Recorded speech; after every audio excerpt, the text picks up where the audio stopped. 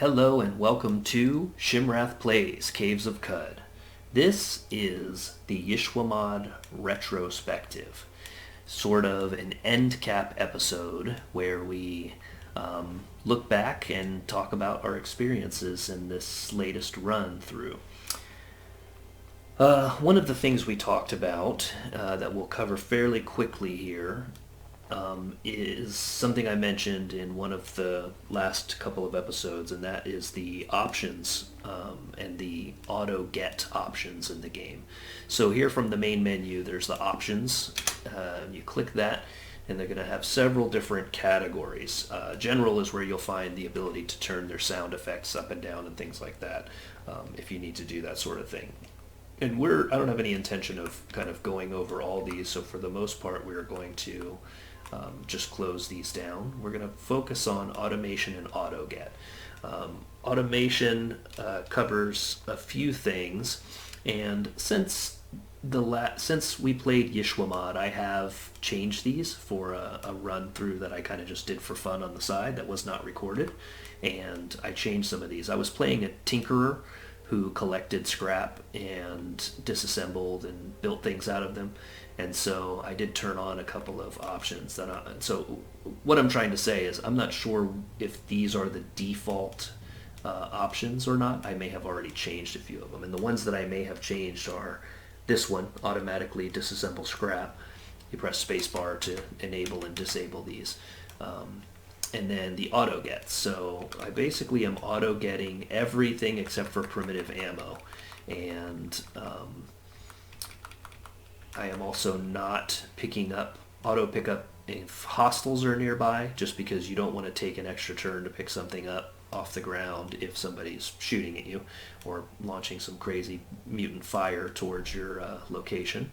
What I did enable is this one here, auto pickup from adjacent squares. This makes it so you don't have to step onto the actual items. You can just get adjacent to them and you'll automatically pick this stuff up. If picking up corpses when using tab to take all was enabled, I disabled it because I don't really want to carry corpses around ever unless it's part of a mission, which it sometimes is. And then there are some other things here. Open chests while auto exploring. Pick up items flagged for auto get while you're auto exploring, and opening bookshelves while auto exploring. Alright, that's it. That's basically where it is. It doesn't go into granular detail here. You can't sell it to pick up just like weapons and armor, or ignore armor but only pick up weapons that are steel or better, right? It doesn't go into that, that much detail. So that stuff you still have to kind of sift through. Prompts we'll take a quick look at just because of this one. The hit point warning threshold. As you've seen many times in my playthrough, when I get to below 40% of my hit points, a pop-up flashes saying, hey, you're in trouble in this combat. Maybe it's time to think about running away or using your mutations to basically escape. You can change the threshold, so you can it's default 40%, but you can take it down to 20, or you can bring it up higher if you want to be extra sensitive of when you're, when you're about to die. I also noticed this one here now, confirm before going swimming. I'm going to turn that off because it's a little bit annoying that it asks you if you really want to walk into a river when you're just trying to get to the other side. Yeah, so various things like that. Okay, so I think we're basically done. There's some UI, modding, performance, and debug issues, and I have no idea about any of that stuff, so we're not going to talk about it. And basically, that's that. So, we'll go ahead and head over to the credits here so we can look at the fine people who created this game. Alright, so second part of the retrospective is just talking about how we felt about the run. One of the things I was thinking and experiencing while I was playing through, knowing that it was being recorded and that folks might be watching it, is that it was kind of a boring run. The thing is, and I think I may even have said this in one of the episodes, that anytime I would come across something interesting and fun to explore, I would very quickly have to retreat from it, right? And that basically has to do with the survivability of your character. So one of the things this has made me realize is that playing a randomly generated character,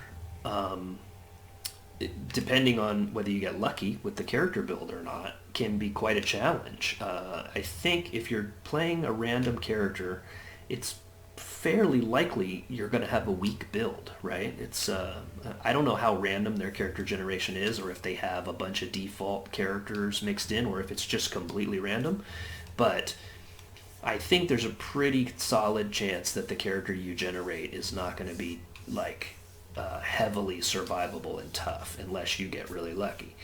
Now, that's fine, and I actually enjoy playing the game in with a weaker character kind of in a difficult mode. Not because I'm good at the game, but I just am a big fan of randomness, and I just think it's fun to, throw myself into the thing and see how long I can survive. But as far as these playthroughs go, I don't think that's the most entertaining thing to watch. It's not really that much fun to watch me wander around the wilderness lost and unable to find my quest locations, and as soon as something exciting happens, I face an enemy and have to basically flee. So I think that in our next playthrough, we might not play a random character. We may create a mutant, or maybe even a true kin human, and do a playthrough that way. Because this has reminded me, I played Caves of Qud quite a bit a few years ago, and I think that's where my initial bank of 30 hours in the game came from. And I had the same experience. I would play random mutants, and I would basically get my butt kicked over and over again. And I finally got frustrated enough that I went to the Caves of Qud wiki, read the beginner's guide, and built a character that I thought would be survivable. And then was able to survive and explore more of the game, and actually get fairly far into it. And it was fun. So having over the course of those 3 years or so, I kind of forgot, and now that I've started playing again, I just repeated the exact same pattern. I basically played, now that you've watched, if you've watched everything on the channel for Caves of Qud here, 2 run-throughs, and